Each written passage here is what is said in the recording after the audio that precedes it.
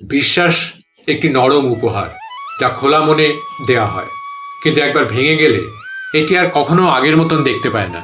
এটি মিথ্যে মনে রাখে, ভাঙা প্রতিশ্রুতিগুলো মনে রাখে, সেই নীরব মুহূর্তগুলো যখন সন্দেহ আস্তে আস্তে প্রবেশ করেছিল, প্রথমে অদৃশ্য, তারপর এমনভাবে স্পষ্ট হয়ে উঠল যে উপেক্ষা করা অসম্ভব হয়ে গেল। বিশ্বাস হারানো শুধুমাত্র একজন মানুষকে হারানোর মতন নয়, এটি নিজেরই একটি অংশ হারানোর মতন। যে অংশটি বিশ্বাস করত, যে অংশটি আশা করত, যে অংশটি মানুষের ভেতরের ভালো দিকটি দেখতে চাইত। আর যখন বিশ্বাস ভঙ্গ হয়, তখন কষ্টটা শুধু প্রতারণার জন্য নয়, বরং সেই উপলব্ধির জন্য যে তুমি এমন কারো ওপর ভরসা করেছিলে যে তার যোগ্য ছিল না।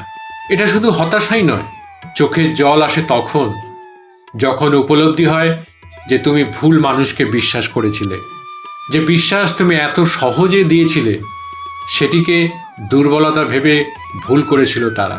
কিন্তু দয়া করা দুর্বলতা নয়।